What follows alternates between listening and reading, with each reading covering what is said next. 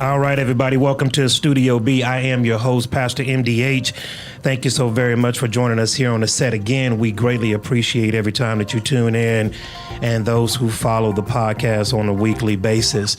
Remember, wherever you're watching us from, Facebook, Instagram, Twitter, YouTube, make sure you like, follow, and subscribe so that you don't miss anything going on the set of Studio B. And also remember, wherever you access your podcast from, Pandora, Spotify, Google Music, iHeartRadio, whatever platform that may be, you can find Studio B in that same vein.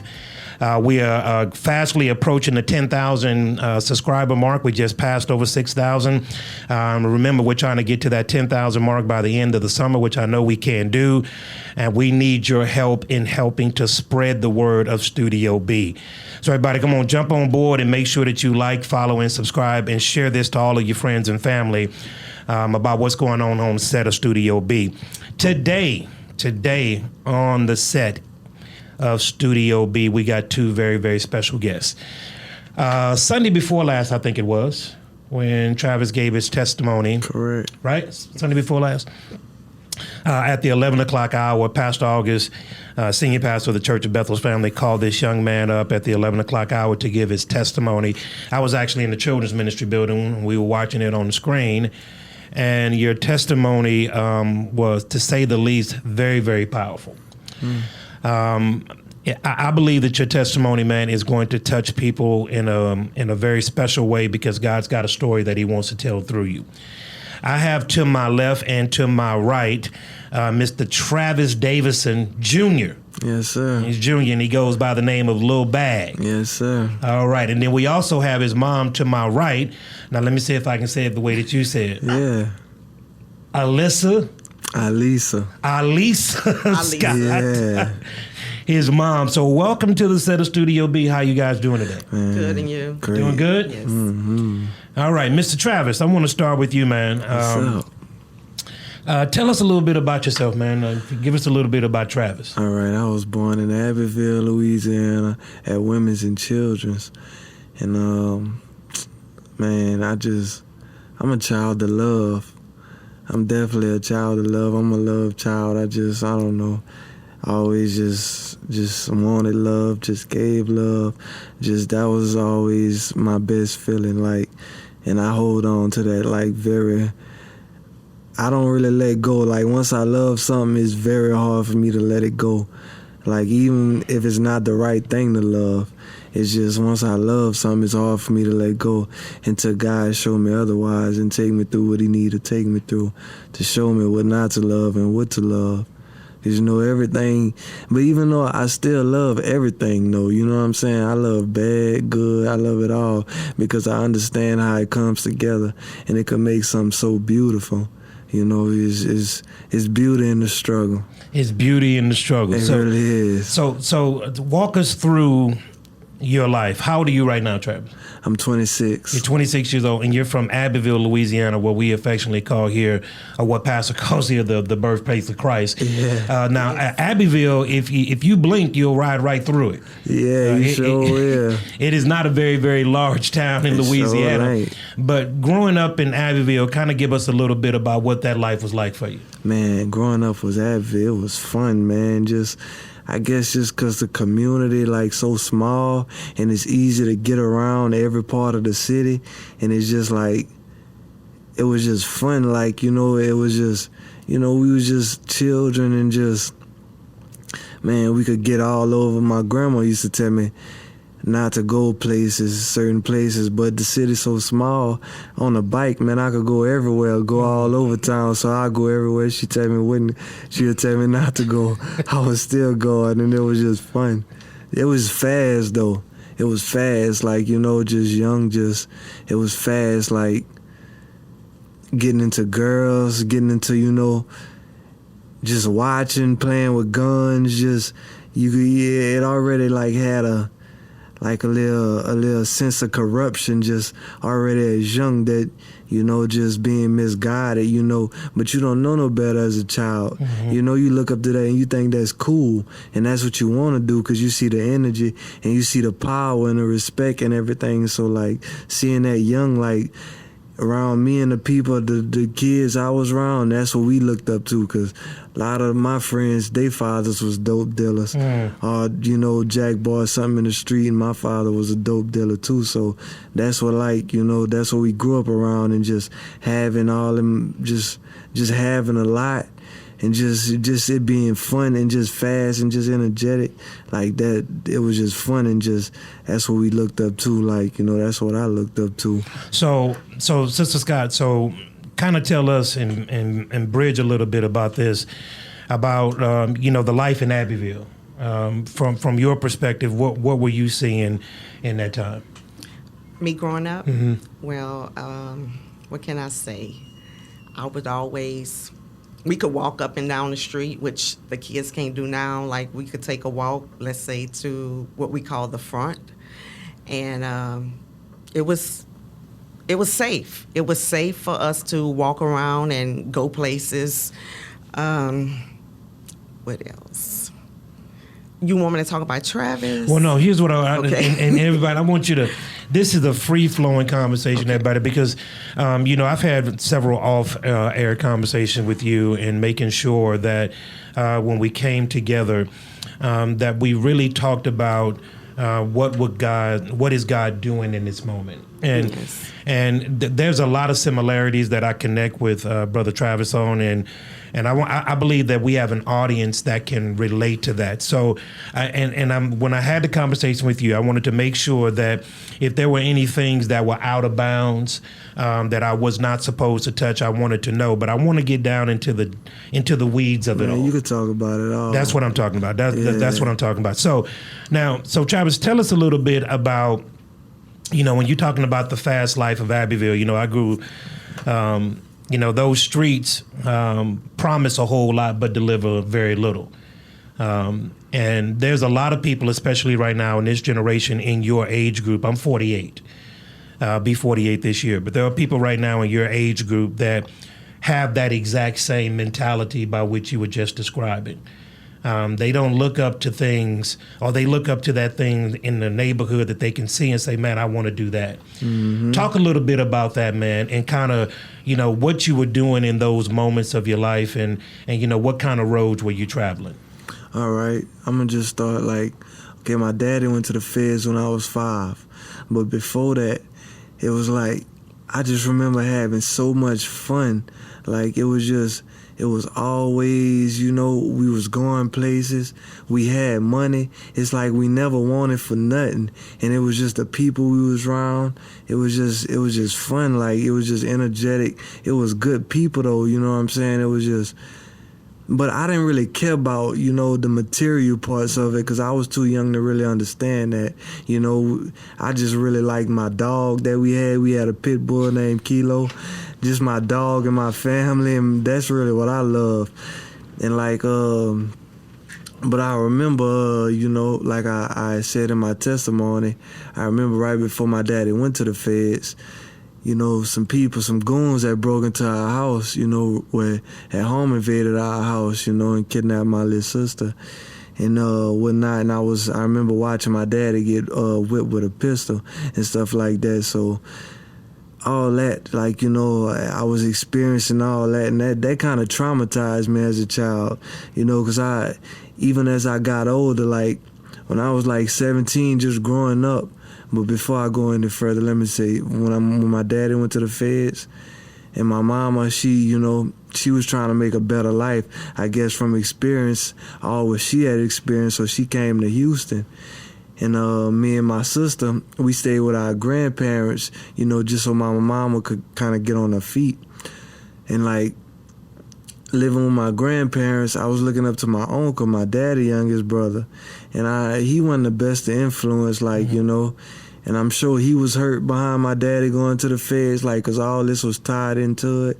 And like, just looking up to him, that's what I wanted to be like him. And plus I really just wanted a father figure. Like I just wanted that, like, you know, by missing him. And so man, just watching him and just, man, that just had me like on a path, just like I really thought that was what I was supposed to be more than anything. Like, you know, I thought that was the way, because that's all I really knew. Like, I didn't know nothing else. Like, yeah, I'd go to my mama's mom and she'd bring us to church and go to church, and she used to say, I used to love Jesus, but also growing up in the community, being a kid, plus having nothing but energy, wanting to go, you know, like, I'm not ready to sit still. So, like, seeing all this, I want this now, like, and just being hurt. And, like, I had an anger problem when I was young. Like, anything could really, like, just, like, I just bust my bubble. And just, I used to fight a lot, you know what I'm saying? I used to just yell and go into school. I wanted to be, like, cool. I wanted everybody to, you know, just look up to me. Like, so I cut up in class. I made people laugh, get kicked out of school. Like, I was into girls, like, real young. Wanted to have sex probably before I was 5. Like, you know, just nasty, just freaky. Yeah, like. That's good. Keep it real, man. though. Keep it real. For real, though. Keep it real. So you seen that growing up in your life, and that greatly influenced you. Yeah. So your dad being in the game, being in the drug game, you had the money, you had all of that stuff going on. And so from a very young age, that's what you ascribed to be. Yeah. And so talk about when you got out there and like, as you were interacting into this world that you saw your dad in. Now, your dad was Bag, so that's how you got Lil Bag. Yeah. Right? So you wanted to emulate what you saw your dad doing. Yeah, they gave me that name. Like, when I was 17, and I really, like, was 16, I really jumped off the porch. I was selling weed. We stayed in the country in the outskirts with my grandma. And at 17, that's when I got into Abbeville, to the city, into the slums. Like, I started selling crack. And when, like, everybody knew my daddy, you know what I'm saying, he had a legacy. So when I started doing my thing, they started calling me Lil Bag. I never gave myself, that name was given to me. Yeah. Wow. So now you're 16, 17 years old, getting heavy into this life, enjoying life at the moment. Right, it's fun, money coming in, living the life that you want to live. Now, as a mom, what are you feeling at this time as you seeing your 16-year-old go in this direction? Well, he was coming back and forth to Houston to Abbeville. You know, when he live in Houston, he cut up, he get put out of school. He even had to come over here to Bethel's family and do community service one time because he had got into trouble. And he was just always getting suspended or, you know, getting put out. And I remember one day I had went somewhere, and when we came back home, I could smell weed. And I was like, Travis, and he got to be like, what, 15, 14? Yeah. I say, Travis. No, at the time, I was like 12. I'm like, what is that smell? And he's like, I was cooking some bacon. I say, cooking some bacon? I looked around the kitchen. Well, how you was cooking it? I don't even see a pan or a pot. He said, I was cooking it with my hand. I was full of that weed. I didn't know what to say. I was scared, but my heart dropped. Well, I went into the bathroom, said I had to use it, started laying on the floor, felt like I was about to pass out because I think she had popped me, and then I ran to the bathroom. But that's when I found out really that, okay, this boy is smoking weed. You know, he's doing things like that. And it wasn't long after that, it was time for his dad to come home to be released. And then he wanted to go back to Abbeville to be, you know, around his dad. And when I would hear about Travis, you know, every time I talk to Travis, he's just sweet. You know, he just loved me, this and that. But I would hear, you know, from everybody else what Travis is doing. I'm like, Travis, what are you doing? You know, slow down, this and that. My mama be okay, mama, I got this. It was always my mama be okay, mama, I got this. But I know I couldn't make him come back to Houston. I knew that, you know, he was at the age I couldn't do anything about it, you know, so it's really nothing I could do. I was just heartbroken at hearing everything that was going on. So Travis, so now you are a 16, 17-year-old. You're in the game. You're doing this stuff. You're getting some names, some notoriety.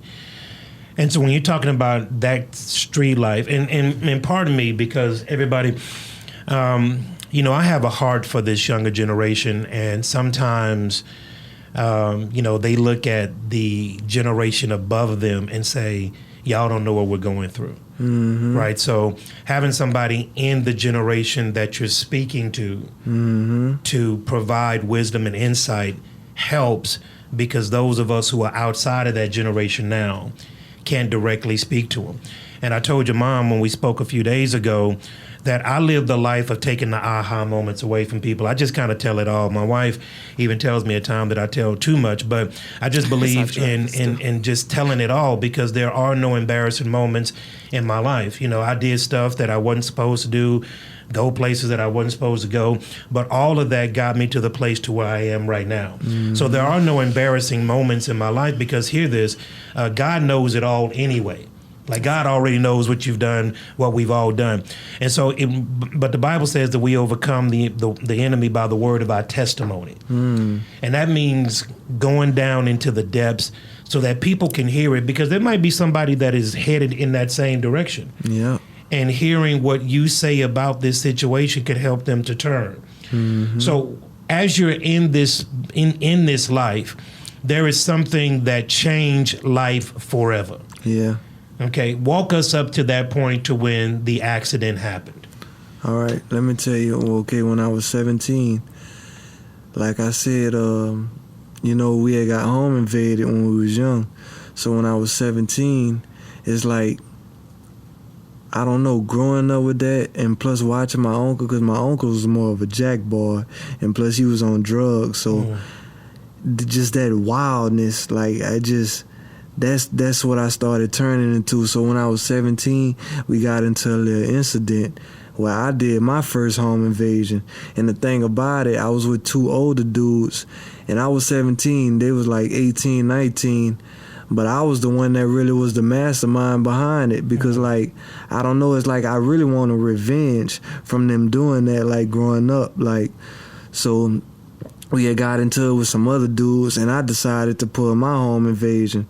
But we did it so dumb, being so stupid. Like, I remember telling the dudes, I was like, man, listen, we need to go in with masks, because I was like, these dudes know us. And just so happened, it was a last minute thing. We were supposed to get a rock rental. That's a crackhead car. We were supposed to get a rock rental. And like the times we couldn't even get to it, so we got it at the last minute. So by getting it at the last minute, and I remember my sister, we almost didn't go, because I remember we couldn't get the car. And I remember my little sister and my grandma was coming to pick me up.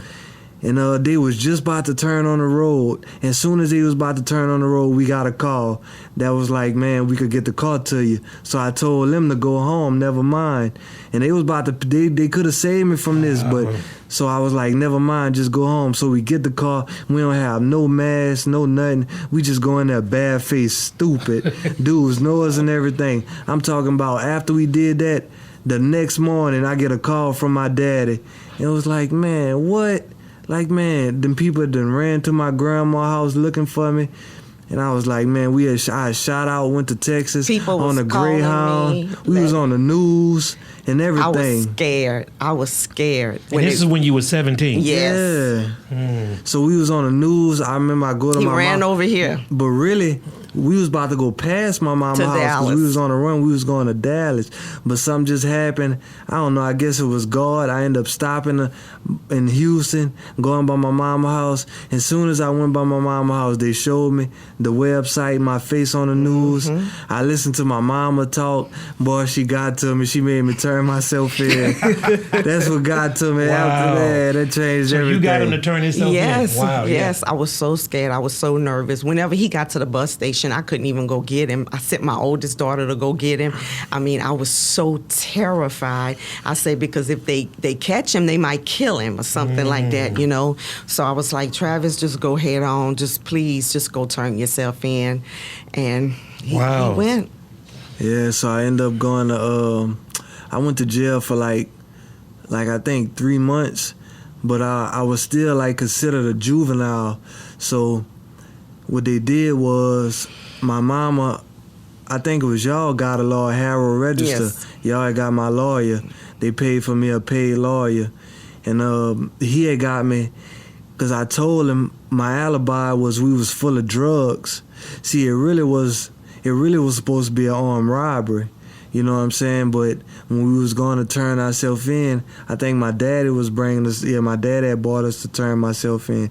It was me and another dude that because it was 3 of us, but only me and one of them had came to Texas. So me and him was going to turn ourselves in, and they didn't know the other dude. So our alibi was we was full of Zambars and we went in there fighting and we took our stuff, but they really had a gun involved.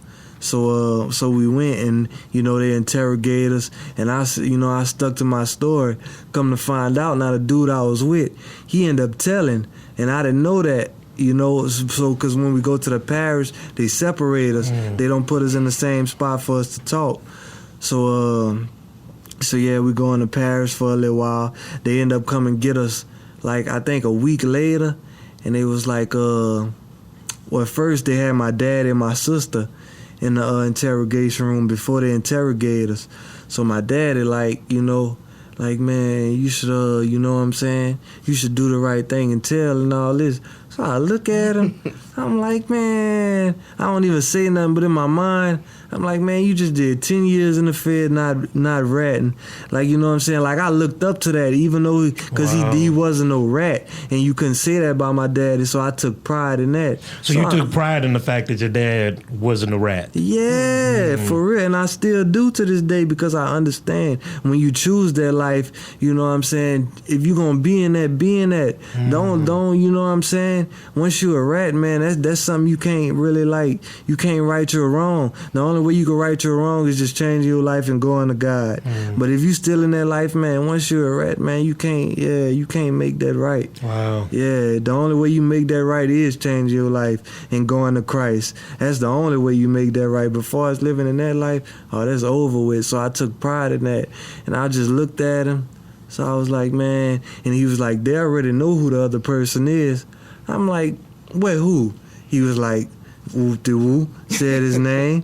And then I was like, man, so it didn't all register at the time. So he was like, man, just do what's right. So I was like, all right. I was like, I'm going to do what's right. So what I did was I wrote a statement, and I still lied on my statement. So I was like, man, we went in there, and we just went in there and fighting. And we took all the stuff. I ain't never mentioned nothing about, you know, they having a weapon involved.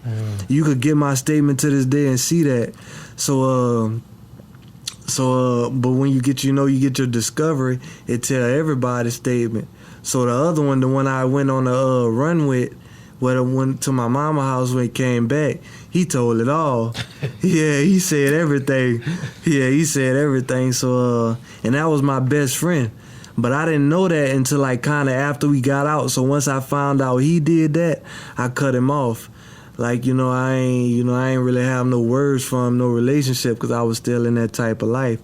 But I went to the parish for like 2 months, and then I ended up going to, they got me to go to a rehab for a month, because the thing was, I was full of drugs. And so like, so that's what my lawyer used it as. So like I ended up getting a bond. I think my bond was like $100,000 at first, and then they bond reduction, they dropped it to $50, and we still couldn't get out. And they were supposed to bring me, the parish was like after 2 months, they were supposed to bring me to the rehab, but they didn't. So my lawyer got it to where I got another bond reduction of like $25,000. So you need like $2,500, $3,000. And my people ended up bonding me out, and they brung me. My grandma, I remember going to my grandma's house, and they brung me to the place. So Travis, you're 17 years old right now. Mm-hmm. You've been arrested for home invasion. Yep. And you're in that life, 16, 17 years old. This is what you know. This is what you're getting heavily involved in. Now, what was the lesson learned after that? Did something else happen? Did the light bulb come on and say, "Hey, this ain't for me. Well, check I'm finna it go out. another direction"? Well, no, look, the story continues. So once I finish the rehab and I go home, you know, what I did first was, I went back into the streets. So I started hustling, you know what I'm saying? I'm out. And it's like, I remember, man, I got a girlfriend. I met a girlfriend, and then I went live with her in New Iberia. And so I stayed with her, but that really wasn't on the right path. That was a crazy relationship. Man, I was with them. They had me stealing TVs out of Walmart, Jesus, all kind of stuff. So that was crazy too. But I wasn't in the streets. I was really with them, but I still wasn't doing no right. So she was just so crazy. We used to I remember what broke our relationship up was she was supposed to call somebody, call a few people to come jump me, come beat me up. And I was like, man, this is over with. But this kept going on with her. So after that, it was just too much. So I went back to Abbeville. I started back hustling again. Now, this is the week where my lawyer, when he get my plea agreement, at first, the first plea agreement I got was 5 years, hard labor. Now, home invasion is an aggravated charge, so you had to do 85%. So I thought that was good. So I was like, well, you know what? Because, no, I think my first plea was 10 years. So he was like, we going to get it down. So when he came with 5 years, I was like, man, I'm going to take that. I'm going to go ahead and do them 4 years and get that over. He was like, no, man, this your first offense. We could get you something better than this. I know we can.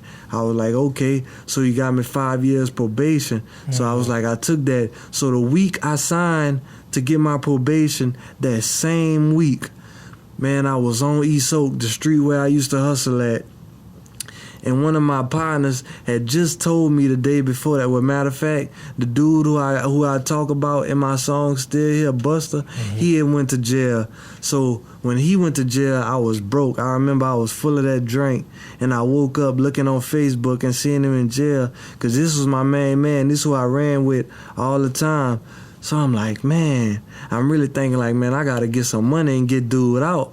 And then one of my older partners who I used to, get game from, used to be around, he like, man, don't go out there. It was, matter of fact, I think it was a Tuesday. On Tuesdays and Thursdays, you better watch me for real, though. So it was a Tuesday. He was like, man, don't go out there. I still went out there being hard-headed. So, man, I remember going up to this gray truck about to serve them, these Mexicans.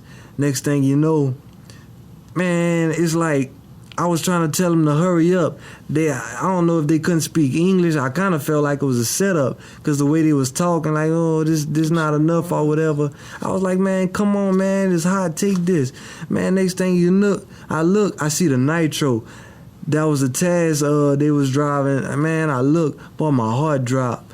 So I tried to slowly just walk off and back into the grass, and I had my rocks in my hand. And I remember I walked into the gravels and I threw my rocks, and I just tried to play it off like I wasn't doing nothing. So I stopped, man, and people came straight for me. Started looking in the ground, started picking up my rocks. That was the week I had just got on my probation. So after that, I went back to jail for 3 months. End up getting a probation bond. They gave me a probation bond after 3 months. I bonded out, but I ended up my probation that got revoked. So I had to go back to jail. I had to go to court, but then after that, I went on the run for a few months. And I remember going to jail. It was 4 o'clock in the morning. I was going by a little female house. And man, as soon as I was about to get by her house, she didn't answer her phone. Then I seen it was a GMC truck. It was another Taz. His name was Elliot. He pulling up. And so I knew, man, I tried to play it off. And they knew I was in my little sister car, little Altima, and they knew the car. And I tried to play it off, put my hand over the phone so he couldn't see me. Man, that man got right behind me. Soon as he hit the lights, I hit the gas. Boom. I started taking off, so I made it all back by the country road. And just so happened, man, I hope I ain't incriminating myself, but look, I had some rocks. I had some dope. I had I think I had 9 grams of rocks that was all chopped up. And that's almost a half an ounce. So now this is 17, 18. Yeah, I just made 18. You just made 18. Yeah, I just made Now 18. you already got the home invasion. Yep. Signed the paperwork for your probation. Yep. Right back in there. So you're right back into this life. So at any point did you say to yourself, man, okay, enough is enough? No. The story keeps going. Like on that matter of fact, in the day, well, when I was on the run, that day when I turned on Cooley Kenny Road, and that's the road I had my accident on. That's the road I lived off of that road. When I turned off of that road, I threw all my stuff in a ditch, but I kept going. I was trying to get away. I ended up flipping my little sister car on that same road. Wow. Yeah, I ended up flipping that car. The top of the car landed on the ground, and I remember jumping out. I ran. They had a sugarcane field. I made it all the way to my house. And so on that same road, you flipped your little sister's car. Totally. It was total. Yep, my little sister car. Wow, man. Not looking back, hindsight being 2020. Yeah. Do you see the signs and the things in your path that God was setting up? Very. So what was it that said, after coming out, after all of this stuff is happening, what is the draw that's taking you back to that environment? Okay, well, so after that, when I flipped and the people caught me and stuff, I went to jail, and I was 18, and I had to back up my probation, my suspended sentence. It was a 5-year suspended sentence I had, so I had to do 4 years off of that 5. So now I go to prison. And I was scared. Yeah. Wow. So now you in prison. Yeah, now I'm in prison. At 18. Yeah. And you got to serve 4 years. Yeah. Wow. So what are you thinking, Mom? Now all of this stuff is going on. I'm scared because he's going to prison, with all these older guys, I felt like I always looked at him like a baby, so I just felt like, man, Travis is, I'm going to just be scared all the time. But it just so happened that I had a brother that was there. And he knew, where he say every day, what day do they bring the new prisoners? Man, I don't remember. It's a Monday or something. It's a certain day. So he say every day he would go to that spot to see if Travis would come by. And sure enough, one day, and he hadn't seen Travis in years because he had been gone. So he really didn't know what he was looking. He knew what Travis looked like, but just to call and say, that's Travis right there, he couldn't have done that because that's how long it had been since he had seen him. But he said, then he called his name. And then, as soon as we see each other, we knew, because I knew what he looked like. And he was just waiting for me on the walk. So it's like, so by him being there, and he was there probably like 12, 13 years at the time, so he was well respected and well connected around the prisoners. So that kind of like helped me out. That gave me a little more. You know what I'm saying? Comfort. Like he looked out for me. So and different people knowing him, they looked out for me. So like all that. Is this the same prison that your dad went to? No, my your dad went to the Feds. He went to the Feds. Yeah, this was the state. Okay. Now what prison was it? My dad went to Oakdale. I was in Allen Correctional. Okay, That's in Kendall, Louisiana. I got you. So you were 4 years. You served the entire 4 years. No, I got a year of good time. I got my classes. I was in anger management. And a few substance abuse. I did a few classes, like it was 3 months each, and I got a year of good time. Okay. So I served 37 months total. 37 months, so 3 years. So now you're 21. Yeah, I was 21 when a matter of fact, I came home 7 days before my birthday, November 5th. So you're coming out 21. Yep. You done been in jail now for 3 years. You done experienced all these highs and lows in life. What's your outlook coming out of prison? So I'm getting ready to do what now? I've served 3 years. Yeah. I'm getting ready to do what now? I'm getting ready to go back to school. I'm finna lead this life alone. What's your outlook leaving the prison? What you getting ready to do? Okay, well, a main part I've been leaving out is like I've been rapping since I was 6. So all up until that time, I always wanted to be a rapper. Even when I jumped in the streets like 17, you know, Busta was rapping, and Busta had the city popping. He was the first youngin' like in our city that was doing shows, videos, and had everybody looking up to him. So, and I am shy. Like with people I don't know, I don't really just open up this well. So he was like, he knew that I was rapping, so he was like, man, come get on the song. So when he did that, that kind of opened me up, because I would have never did it on my own. So all that played a part into it. So when I was in prison, man, I still got about like 4 tablets full of raps. So my outlook was coming out of prison is, man, I'm about to rap. I'm about to make it. You know what I'm saying? I'm about to do whatever I can do to get to where I need to be. That was my whole outlook. So you was getting ready to use music now. Yeah. So he's gonna leave. Now, is it music and the street life, or are you gonna say I'm doing music and leaving the street life? No, to me, it was music, but I needed the street life because I didn't have the money. And that music, man, it take a lot of money. Yeah. So that really was my whole goal, is just to get this money and just make it with this rapping. That way, like, I ain't gotta sell dope no more, and my family, all my people don't gotta sell dope no more. Like, that was my whole plan, like, from young, like, to do that. That was my whole goal, is to where we don't have to do this no more. So you're coming out and you want to get into the rap game now. So now you're out. What is that life looking like? All right, I met a girl in work release, because I went to work release like during like the last year I had to serve. I ended up getting kicked out of work release, put out. I was about to fight with my manager because he started disrespecting me behind another female that started liking me, and he liked her. So he started handling me bad, and then one day, like, my temper, I talk with my hands, as you know, and so I was like, man, hold up. Like, I ain't even cursed him out. I was like, man, but look, check this out. This is my manager I'm talking to. I'm like, man, look, you ain't gonna disrespect me like that. Like, I'm still a man. Like, you know, I'm a prisoner and all that. So I got fired because of that. And I thought I was gonna get another job, because usually they give you another job. But man, them people, boy, they wasn't giving me no another job.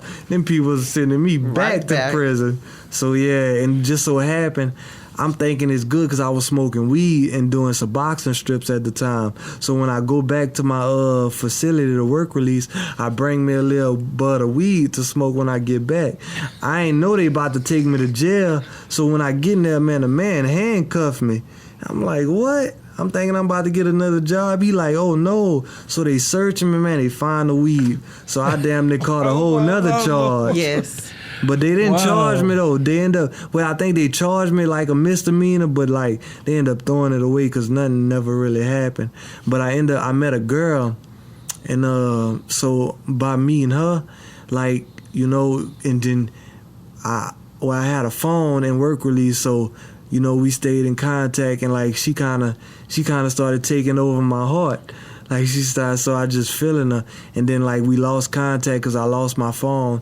But I ended up they had phones in Allen. So I got one where I had to go to the cell blocks in Mars for a few months once I got back to prison from violating and all that. So once I get back in the population, I get a phone. I get back in touch with girl. Now she writing me, put money on the phone, so everything. So I go home looking forward to her. And the day I go home, I remember she come pick me up. In 7 days, because my birthday, I got home November 5th. November 5th, 2016, I came home. And my birthday is November 12th. So she surprised me on November 12th. She took me to the studio, and then I recorded my first song. And the name of my first song I recorded was called Righteous. So it was really on some, you know, because in jail, like, I was really, man, I was getting in tune with God. He was showing me all kind of stuff, and it was just amazing. So that happened, and so yeah. And that was in 2016. That was in 2016. Okay, so you are 21 years old in 2016. Yeah, okay. And I just made 22 on November 5th. You just made 22. I mean, November 12th I made. So you're 22 years old, okay, and Travis, I think for the viewers and the listeners at home, when God deals us a hand, we got two options: either play it or throw the hand back in. Yeah. And a lot of people kind of get frustrated, and life's not this, life's not that, and kind of throw up their hands and try to do something else. You've gone through a lot of roads, a lot of ups and downs at just 22 years old. Mm-hmm. Okay, you got a lifetime of experience at just 22. You're looking back hindsight and you can see God saying, okay, stop, hold on. You got your mama over here, stop, hold on. But in all of those things that you went through, none of that was able to pump the brakes. It was my drive for music, making it. It was your music drive. Yeah, it was just the purpose in it. Like, the purpose I felt like it was so strong. It's just a force that I still have today with this music. It's just so strong. It's like it ain't nothing I could sleep on or ever throw it away. Cause I've been wanting this since I was 6 years old. At 6 years old, like, man, I pretended like I felt I was started rapping. I had the mic in my hand, and I could still see this to this day. Man, I just seen like nothing but the lights. Like it's like just a vision I had, just like a big old stadium, and I was just there, and I felt that my whole life growing up. That's what I wanted more than anything. What I still want, like, I don't know. It's just that purpose, like right there. And I wasn't really in the streets because I had this girl, but she was a stripper. So like she was showing me different parts of life, and like I wasn't hustling in the streets. Now I'm hustling in the strip clubs. Like she's showing me different. I'm going to different parts of Louisiana, going to Texas with her, like meeting different people. Like she's showing me a different aspect of life. But just so happened, man, one day we coming back from New Orleans, and truth be told, I'm about to have my first threesome that night. We coming back with another girl, and but man, we had 70 Roxys, like 5 grams of Molly, 2 ounces of weed. We had a pistol that she told me she took it out of her car. It was really like I got the pistols in her name, but one of them at Jam, we got 2 of them, 2 little Taurus, 440s, whack. But one of them at Jam, and she told me she took them out the car. And so, like, I'm thinking, we don't have nothing. Nah, but this was her car, and I was telling her I learned this in jail, because, when we violating, we keep everything them boxer briefs, used to keep everything. Man, I'm exposing a lot of information. I don't even want to do all that. Well, yeah, don't do all that. I ain't going to do all that. No, you didn't do all that. I want to get to what's getting ready to come up, the 2-year anniversary. Yeah. Because something very, very traumatic happens in your life almost 2 years ago. Yeah. Now, walk us to that day. What happened on that day? Man, that day is just, man, it just wasn't good. It's like, man, nothing was working out. It's like I'm in the streets, I'm hustling, I'm not prevailing, and like the people I got around me, like they prevailing, but ain't nobody helping me out. Like everybody just like, they giving me this little bit, but it ain't really doing nothing for me. And like, I'm sure they knew that it was like really, I guess, all for their self thing. And it's, and like, I'm just angry because I'm like, man, truth be told, I'm like, man,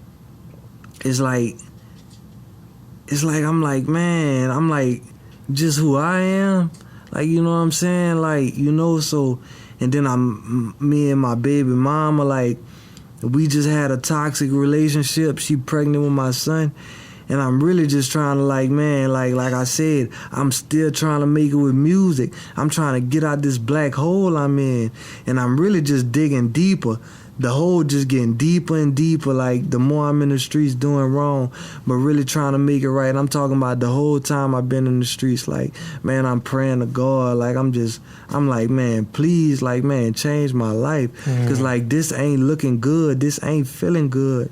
It's like, man, I done had suicidal thoughts, but I'm like, man, I got a child, I can't kill myself, but at the same time, I'm like, I'm so mad and so hurt. I'm just like, man, anybody play with me, man, they dead. Like, for real, like, you know what I'm saying? Like, and at the time, like, I was so corrupted, it was like, I wanted me one. Like, cause that's what we look up to, like, you know what I'm saying? We look up to, okay, you got bodies, you know what I'm saying? You somebody to be, I wanted me one, you know what I'm saying? And so it's like, it wasn't good. So I remember just coming down that road, my baby mom was behind me. She was pregnant with my son, like 4 months pregnant or something. We was about to change vehicles, and I was full of Roxas, but I was full of some Roxas, and that was my thing. I had been on Roxas like that whole week, and so but like the thing about that is like, I could drive, like, I had been used to drugging, so like, it's not like, I was just all where I couldn't I was impaired or nothing, because I could drive good on drugs, like, you know what I'm saying? But I didn't have no seatbelt because of the type of life I was living. In a given moment, I might have to hop out the car and run, you know what I'm saying? So that's why I never had a seatbelt. So, man, I don't know how, bro. What are the odds? Like, man... And when you like drive down the road and see all these trees, you'll understand what I'm talking about when you come to that curve and you can't see what's coming on the other side of the curve. And by, as the country, they got the sugarcane fields, like I said, they have them tractors that come down this road a lot, them concubine tractors with them big things in the front. So, man, what are the odds? Me and the tractor meet at the curb, and like, and then they got 2 big ditches on the side of the road. So it's not like it's just land to where you could go straight. Yeah. It's a ditch, 2 big ditches. So I just hurry up and try to swerve out the way of the tractor, but like not go into the ditch, because I'm doing the speed limit like 40 miles per hour down the road. But I'm so used to this road. This is my home road. I'm doing about 60. I do this all the time. So when me and that tractor met at the curb, I hurry up. I tried to like swerve out the way and like swerve back on the road, and just the momentum acceleration force, man, it started flipping. Wow. The thing started flipping, and I don't know how, but man, I come straight out the vehicle, and I just remember being in the air and was like thinking like, man, like my life really about to end like this. So you remember this? I remember this, and what's crazy though, I felt like I was on another road.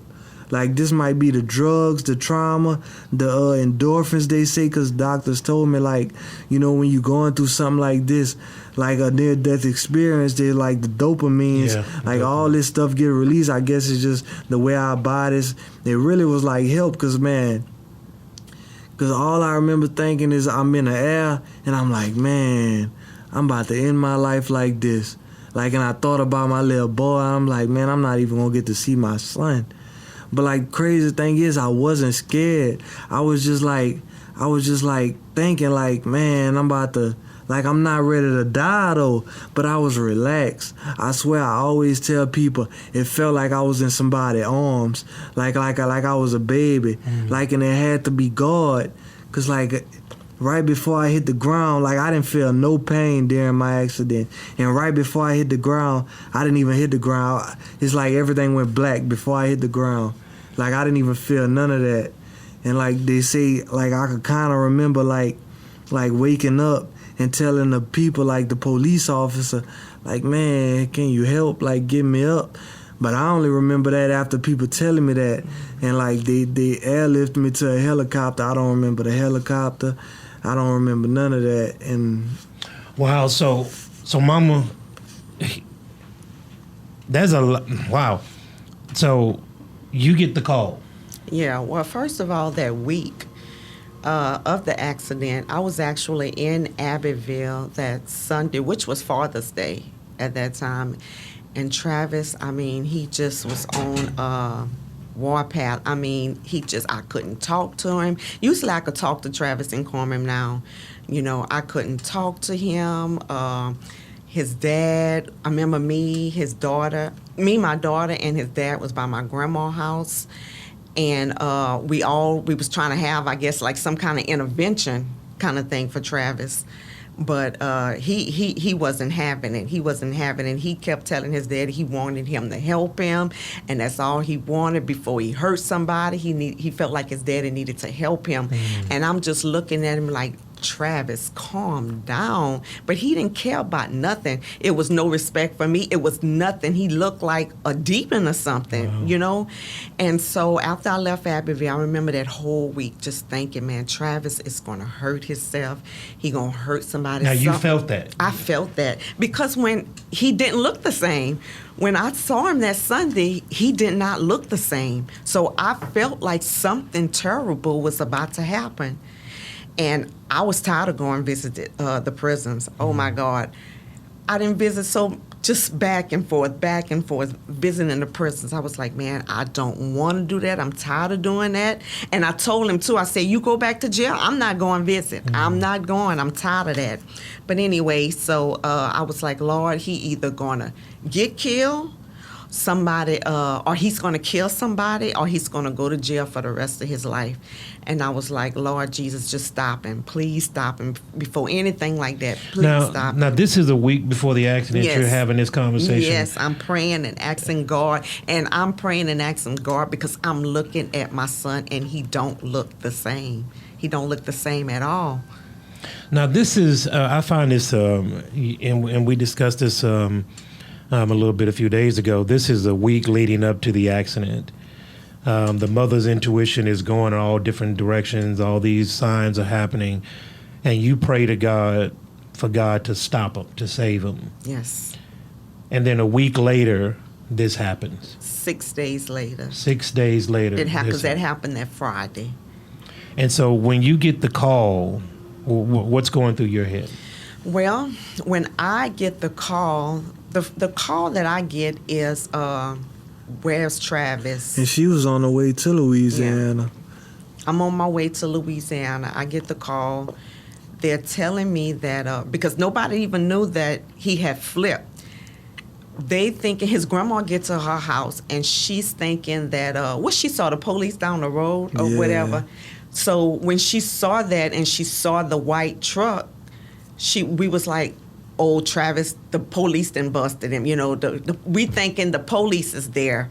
That's why all the police is around. But she couldn't get to the scene first at that time, so she wasn't sure.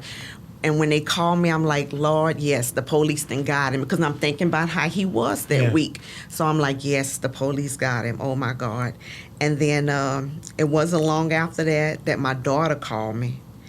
And I can't really remember what she was saying, but she was like, we're going to the hospital.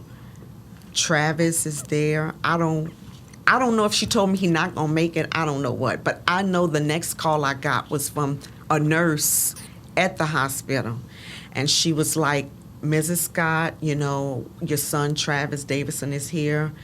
I guess someone had told her I was on my way down there. She was like, whenever you get to Louisiana, you need to come straight to Lafayette General, where your son is at. And I was like, well, what's going on? She's like, I can't, say nothing over the phone, but I want you to come straight to the hospital.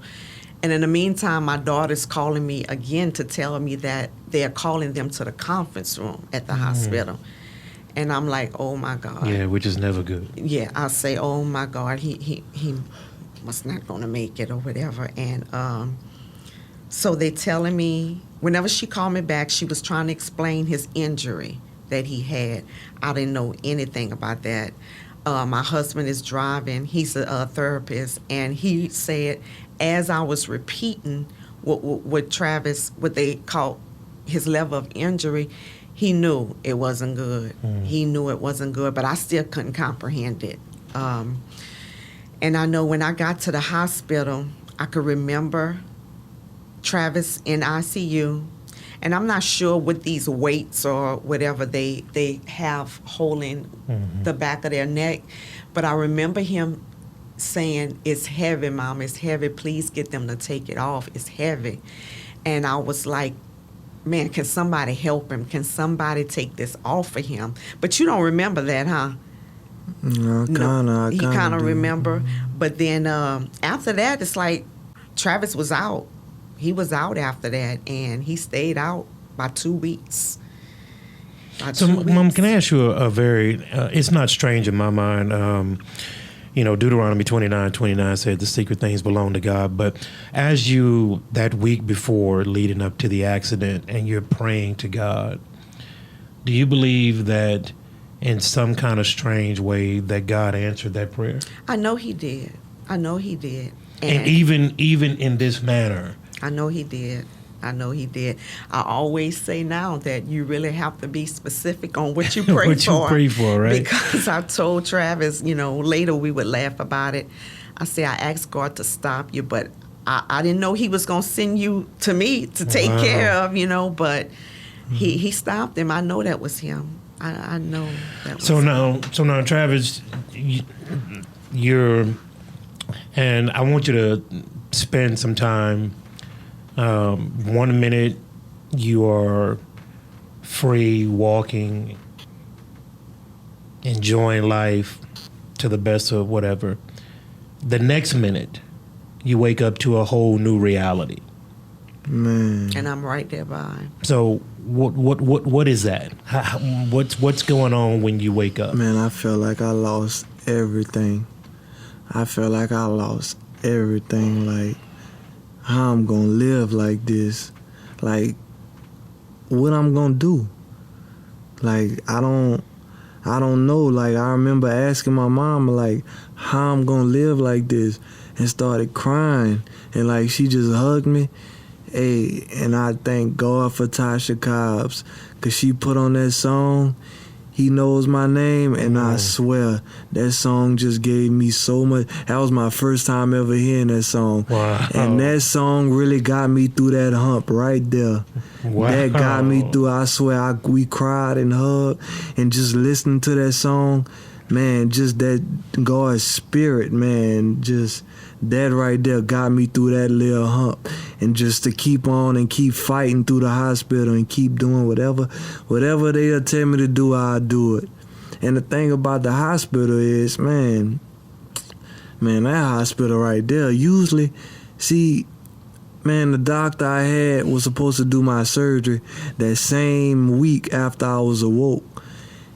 And I guess it was due to I didn't have no insurance. I was getting on Medicaid. He kept prolonging my surgery. He kept saying this and that. This why we can't do it. So it's like a month and a half go on. I got this halo on my head. I had this big device. I got screws and all that. I got scars from it. I had it on so long. I got scars all on my neck and on my back. And for a month and a half, he been prolonging me. A month and a half, he ended up dropping my case. He don't even want nothing to do with my case no more. And the doctor that picked my case up that same day did my surgery that same night. So everything he was saying, it was really just, he just didn't want to do it. And the thing about the parish is really so like, I'm gonna say corrupted, because they so tied in with each other, we couldn't even get no case off of that. Like, ain't no way we would even, and all that had to do with, like, my recovery. Because the faster they do your surgery and you get into therapy, the better you got a chance at recovering, like, the more quicker. So all that had to play a part. I had to lay in that bed with that halo for that long, and just, at first I had this big wound on my butt from ICU for 2 weeks, them not turning me. So that was the reason he said he couldn't do it, because they had to keep me on antibiotics and everything. But the doctor that ended up doing it that same night, he had me on antibiotics and did it. So it was just crazy. And like, so what are you? So Travis, you're how old are you around at the time of the accident? You were 24. You're 24 years old. You're a 24-year-old young man. You got a son on the way. And you're waking up to a completely different world. a completely different world. Was there anger? Was there? I mean, what? I know that there was confusion. You got your mom right there by your side. Praise God for that. Praise God. But as you are looking at this moment now that you have to adjust to, what's going on? Like, I understand the doctors and what he did, but now you have to live life. Yeah. And so what's going on in your head as you are now faced with this brand new thing that you've never seen before? When he woke up, the first thing he kept saying was, "Mama, I can't feel my legs. Mama, I can't feel my legs." He repeated that back to back so many times. "Mama, I can't feel my legs. Mama, I can't feel my legs." And then he was like, "Mama, my baby." Wow. So the first thing was, "Mama, I can't feel my legs. I can't feel my legs. I can't feel my legs." And the second thing he had was, no idea what was going on. Wow. He had no idea what he was waking up to. He probably at that time didn't even know he couldn't move his hands. I guess he was just trying to move his legs. And it was just like shocking. "Mama, I can't move my legs. Mama, I can't move my legs." You know what I'm saying? It, repeating it over and over and over. Hysterical is what he was. So what was that moment when you couldn't feel your legs? Man, I can't feel my legs. Like, I'm like, man, what I'm going to do? Like, I can't move. Man, I was an energetic, I couldn't sit still, first of all. Yeah. And I used to love to dance. Like, I used to love to run, like, jump. Like, I'm a performer. Like, I like to move. I like to, just everything. Like, man, how I'm going to provide. Like, who gonna, and now that I need all this help, I already knew, man, ain't nobody gonna really want to be around me to help, and then I could understand, especially the type of life I was living and the people I was around, it was fast. So it's like I already kind of had a sense of like what I was gonna go through before I even went through it. Like all the people that was gonna really not really want nothing to do with me, because it's really more, you gotta help take care of me when you're around me thing. I might need some help, but like, I thank God, man, just everything is been getting better. But yeah, at that time, man, I was like, I just had so much fear of everybody leaving me, like even my baby mama. Like I was like, man, I just felt like she wasn't gonna want to do this, like, and it's just, I was like, man, my son, like, man, what I'm gonna do? Like, how I'm gonna raise my son like this? Like, I can't even really do for myself. What I'm gonna be able to do? And then the fact that, like, I'm just, like, thinking, man, like, I can't even pick my little boy up. I can't even play with him. Like, you know what I'm saying? I can't even go outside, throw a ball, and do all this and that. But man, hey, I ain't gonna lie, we done overcame all that, because I done figured out ways. Hey, when we had him, I used to put him on that chair, ride with him. He'll fall asleep. And now, like, I got my music, and he loved my song. Oh, boy, when I play my song, he do the roll him in the roll him. Hey, and he start turning up. So, like, it's like other ways God showed me I could raise my son. Even disciplining him. Like, when he be bad, like, 'cause now, I remember him laying in the bed, and he liked to hit a tiger and a lion roar. So we do rah together. But see, when I do it, it's a certain way I do it. When I do it loud, when I do rah, he gets scared. So when he do something bad, like he'll hear me or he'll do something, I do it loud, and he gets scared. He be like, my me. So like God just show you all kind of different ways to do stuff and to raise them. But I'm trying to get him right now. You know what I'm saying? I don't have him right now currently, because just how things is, like, I can't really provide. I still need a lot of help in a lot of areas. But we getting there. We slowly getting there. It's just every step, keep putting one foot forward and just keep fighting, and, man, keeping God first, and God making it happen. Now, God making it happen. This is why when I heard your testimony Sunday before last, that I'm captivated by it, because we got to get to the God part now. Right. Travis, there are so many similarities that my brother, God bless his soul, went to be with the Lord 2 years ago. My brother was a twin. My mother was punched in the stomach when she was 9 months pregnant, which caused Eric, the twin, to be stillborn, and Derek, who lived, was born with several physical ailments. So he was a quadriplegic. He never walked a day in his life. He was blind. He couldn't speak. So he was confined to a wheelchair.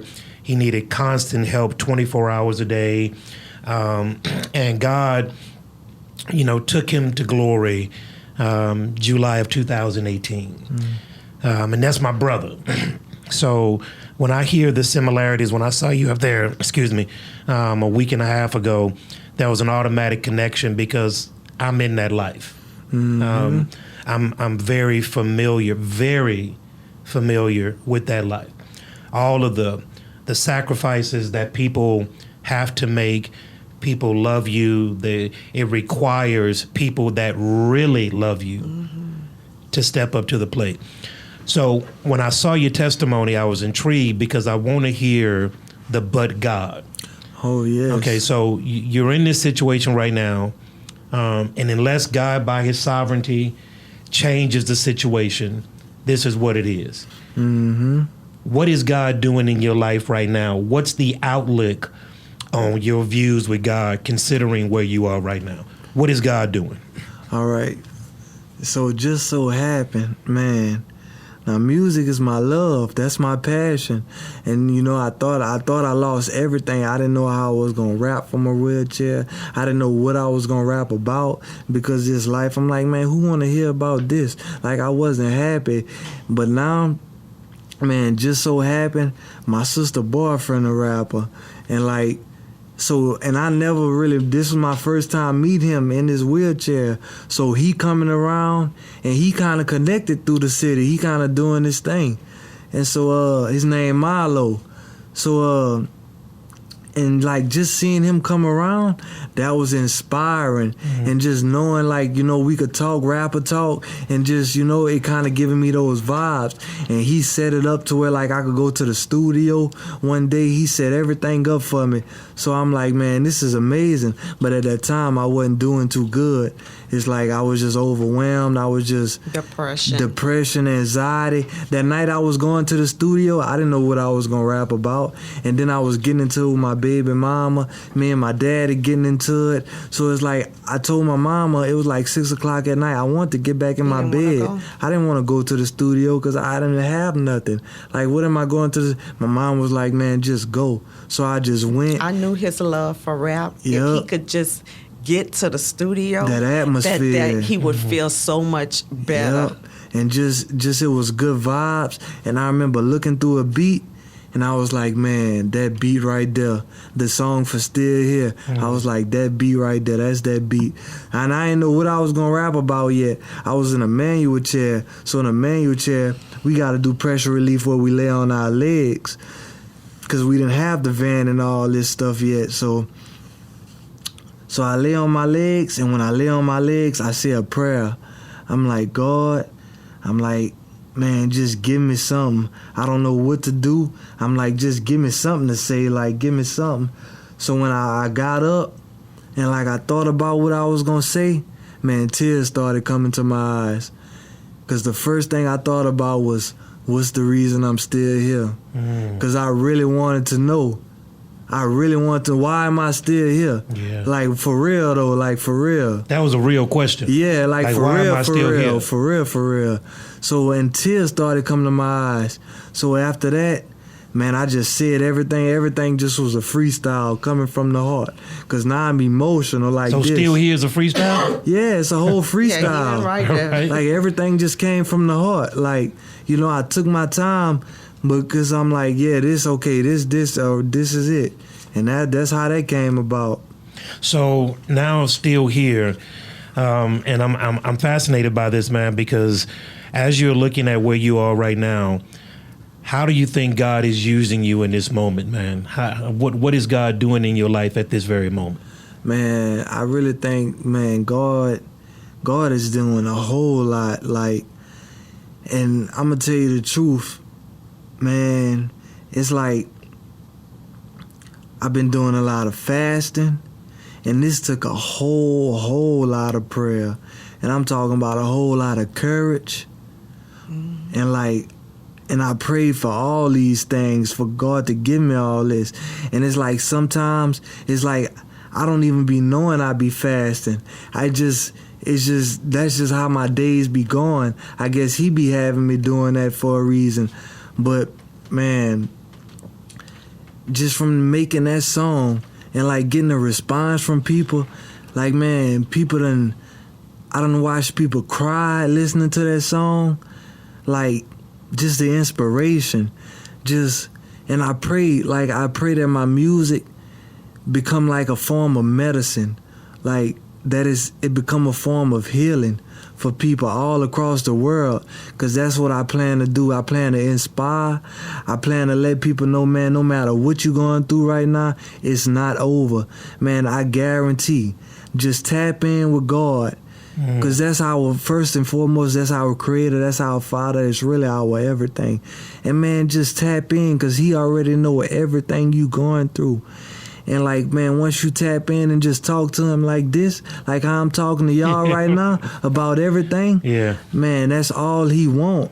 And he gonna start showing you how amazing. He gonna show you that he could do anything, that anything is possible. Matthew 19:26.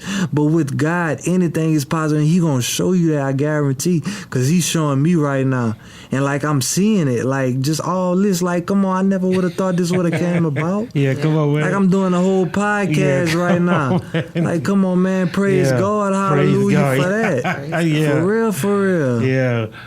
So, Mom, let me ask you. So now you see your son. You prayed that prayer, and little did you know that God was going to answer the prayer in that way. Yes. But now the prayer has been answered. How are you feeling? What's God doing in your life through all this? Well, I'm so busy, with him being in the hospital that long. I really was away from home. Good thing I have a good husband that supported me, because Kenneth Goldie Scott. I was gone, I was with Travis at the hospital. And then he went to the rehab, rehabilitation in New Orleans. So I was away from home from June, July, August, until we brought Travis home October 13th. So pretty much I would go home sometimes, but from the accident, June 21st, I was pretty much living in Louisiana again. Wow. Yeah. I just left my whole life. My whole life was turned around. My husband's life was turned around. Everything. But I had to be with Travis, and he understood that I needed to be with Travis. And I had no idea when we get home, though, how much it required physically, mentally. Oh, my God. I had no idea. You're in the hospital, so you have the nurses helping. It's this and that. Just no idea when I get home how hard it is. Man, he even went home with that wound, and they had to release him from the rehab. I didn't know how I was going to take care of that wound. I think it's like a stage 3 or whatever. But the nurses told me what to do. Man, I did all of that. I did all of that by myself. Well, his girlfriend, his baby mama, she also had moved with us for a little while, so she would help me as well. But getting up at night, turning him every 2 hours, feeding him. I mean, Travis needs total assistance. He cannot do nothing, and that's hard. That's hard. He finally, we have a caregiver, but it took like 6 months before we could get that. Mm-hmm. So, I mean, even with the caregiver, it's still hard. Yeah. It's still hard. So, like I said, God did answer my prayers. I didn't know it was going to be that tough. But lately, I have been seeing firsthand what God is doing. Yeah. I've been seeing doors open for Travis. I know it's nobody but God, because like he said, look where we at right now. Travis been trying to do this his whole life.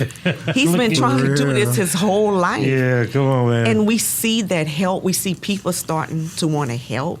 It's like, that's how I know it's God, because... And it's a blessing, because, like, not to cut you off, Mom, I'm sorry, but it's such a blessing, because, man, I don't care who don't believe me, but right now, Man, I live a better life than I ever lived in my whole life. I done met the best people I ever met. This accident is truly a blessing. My goodness. Man, thank God for this, man. For real, for real. My goodness. Man, Travis, you just said thank God for this. For real, he for say real. it all the time. Oh, my goodness, man. My goodness. Man, for real. Let me tell you something, man, from the bottom of my heart, brother, from the bottom of my heart. Travis, I am this guy that life is going to deal with you some challenges, some struggles, some obstacles, and everybody's got them. Mm-hmm. You know, it's not for me to say that my struggle is more severe than yours or, you know, don't look. Everybody's got a struggle, and different people deal with it in different ways. Mm-hmm. But I do believe this from the bottom of my heart, man, that God loves us so much that he understands and he allows certain things to happen, not for our detriment, not to kill us, not to, you know, put us under this, but he allows certain things in our lives to better us. Mm-hmm. And in the moment, it doesn't make sense. Like it literally doesn't make sense of why God would allow something like this to happen. But it's not until after you start coming out of it, you're able to look back. Yeah. Because had it not been for that, would I be too far saying that he wouldn't be here right now? Be here. Oh, no, I wouldn't be this Travis right now. Yeah. I wouldn't be this. I wouldn't know this Travis. It wasn't no way out. Like, it wasn't no way out. It was a... Man, it was like a one-track mind. That's all I seen. That's all I knew. And then I was trying to get a job. None of that worked. I gave up on that. Like, I couldn't, man. It wouldn't have been this Travis who I am today. And I'm glad, like, because I'm loving the man I'm becoming, like, and the man, like, to be able to raise my son this way, like, I'm loving this. And it's a fight every day, don't get me wrong, but... Man, I thank God, like that's the winning, like just being on his side, that's the winning side. I know that. I know that's victory. And I know one thing, I tell people this all the time, man. But first, I want to thank God for all the people that was praying for me. Yes, I had a whole lot of people praying for me, and I thank God for that. Mm-hmm. But I tell people all the time, man, the real victory is in death. Mm-hmm. That's where you're going to get the real reward. But you gotta fight, and you know we get these small little rewards like this to help us keep going. Yeah. And like Pastor August say, the storms is to strengthen us. So I see basically in life, you get storms and rewards. You know, the storms is to strengthen us, and the rewards is to keep us going. But like the real victory is in death. Mm-hmm. It's like, so man, you gotta get it together, like, and for real, and like, man, just tap in with God. It's a love thing. It's a love thing, man. He ain't doing this, you know what I'm saying? He did all this out of love, man. All this out of love. Man,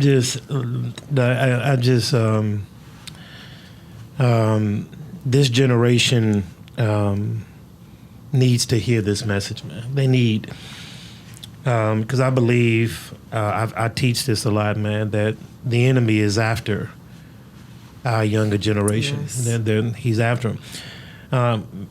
Travis, I want you to look right there in that camera, and I want you, the great thing about Studio B, man, and the platform that God has provided is that, man, we got from A to Z and everybody in between that is a part of our viewership. So I'm talking young, I'm talking mid, I'm talking old, everybody from A to Z, white, black, every color of the rainbow. So we have a broad spectrum and a broad reach. But I want you to look in your camera, man, and I want you to give your life story, encourage that person that may be walking. What would you tell that person right now, considering all that you have been through in your life? I'm going to tell you that, look, Satan is busy and God is real. And, man, if you got people that love you, that's really there for you, man, appreciate that and do not take that for granted. Mm-hmm. And listen, if you got a dream, I promise you, God is the one to go to, because that's who's going to make it possible. And, like, challenges, that's going to come, and that's a good thing. Like, that's what's going to help you grow. If you're not being challenged, is that you're not growing. So, appreciate that too. Appreciate your struggles, appreciate your hardships and everything, cause it's just gonna make everything better when the better start coming. And like, man, but listen, man, God bless you, and I love you, Amen. and I'm here for you. And if there's anything I could do, you know, if you could reach out to me, you want to talk, you want me to pray, you want to run it, whatever you want to do, I'm here for talk. you. Yeah. I can. You know, it's a real thing. It's a love thing with me, for real. So I want to go ahead now and plug this album that you have coming up that will be released on the 21st of June. yeah. Today. Date of my accident. The date of the accident, 2 years. So tell us a little bit about that compilation. What should the people be expecting when that album is released?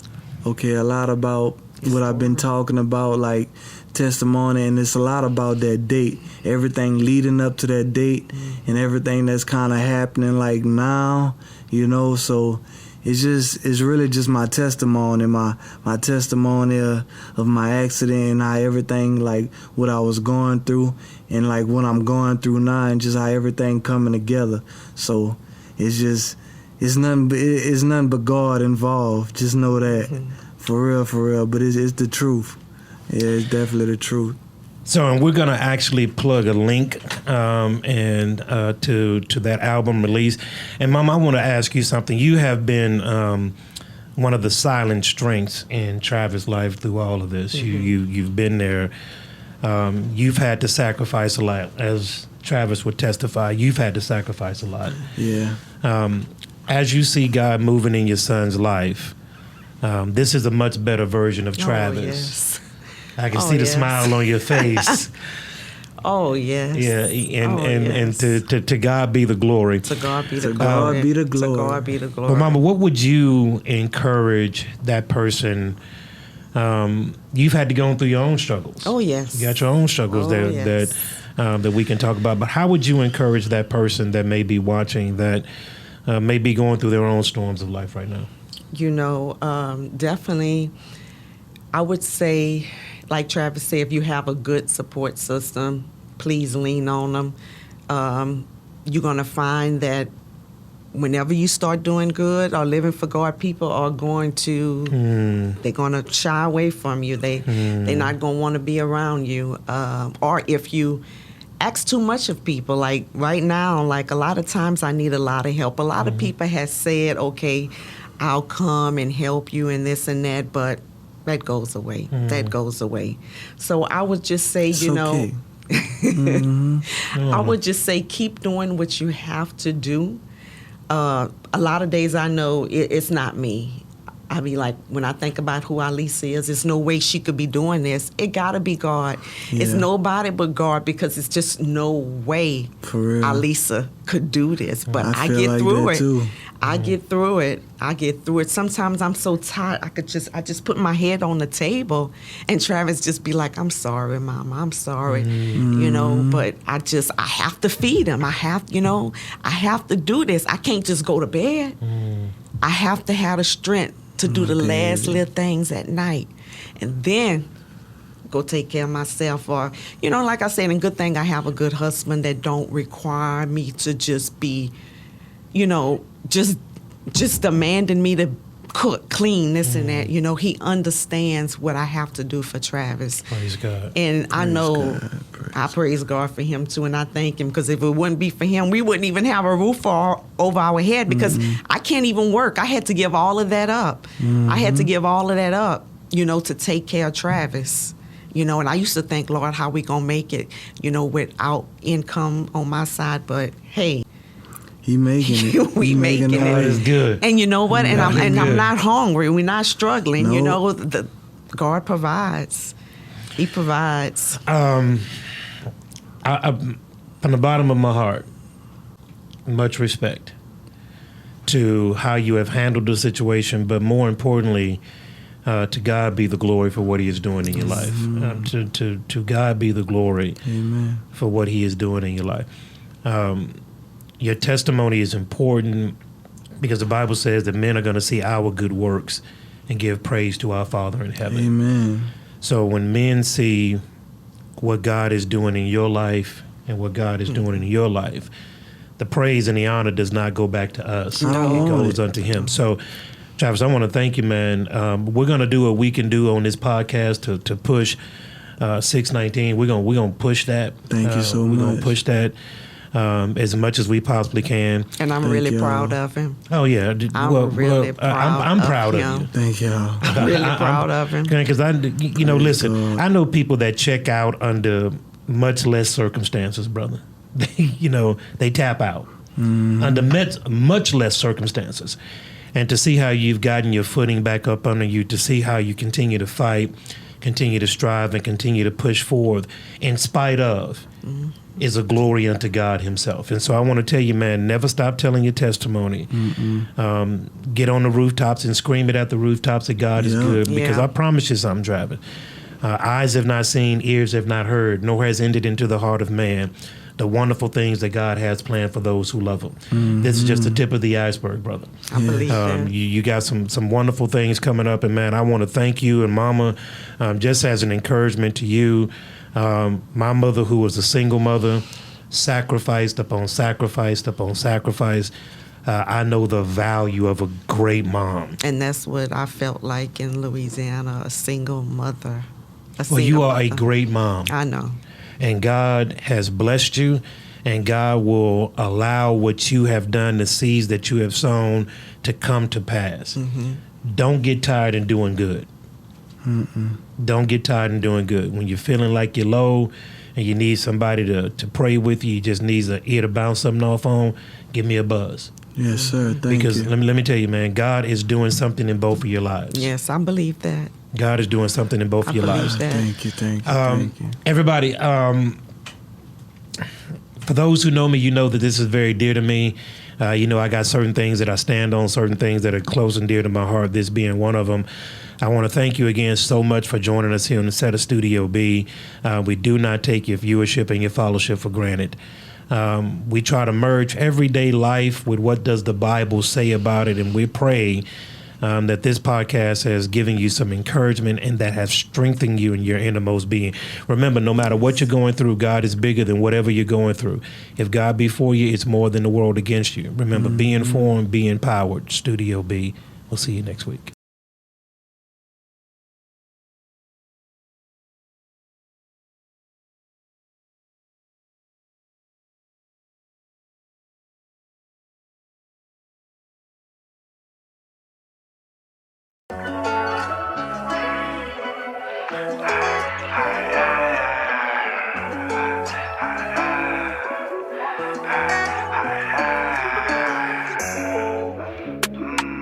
Bag full of smush.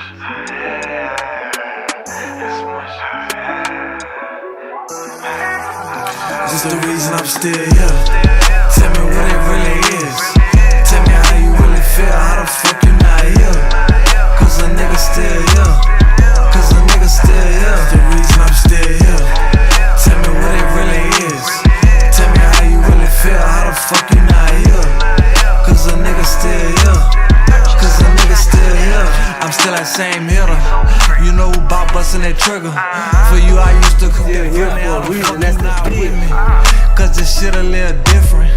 Yeah, this shit a little different. But you still my brother. And yeah, I still love you. But you played it like a buster. Guess that's why your name Buster. I tell the truth because I'm troubled. But Travis tell the truth because he love you. And also tell the truth because of struggle. He trying to find a way to make it better. He need another way to make this cheddar. He only fucking with it if it's special. He only fucking with it if it's pressure. He fell back, he really need a helper. How you just gonna leave him how you left him? I really hope your exit really help you. How you just gonna leave him how you left him? I really hope your exit really helps. This the reason I'm still here. Tell me what it really is. Tell me how you really feel. How the fuck you not here? Cause a nigga still here. Cause a nigga still here. This the reason I'm still here. Tell me what it really is. Tell me how you really feel. How the fuck you not here? Cause a nigga still here. Cause a nigga still here. I'm thankful for my mama. And I'm thankful for my papa. Even though you not around me, how the fuck you not around me? It weigh on me like it's pounding. You ever felt like you was drowning? God made him a survivor.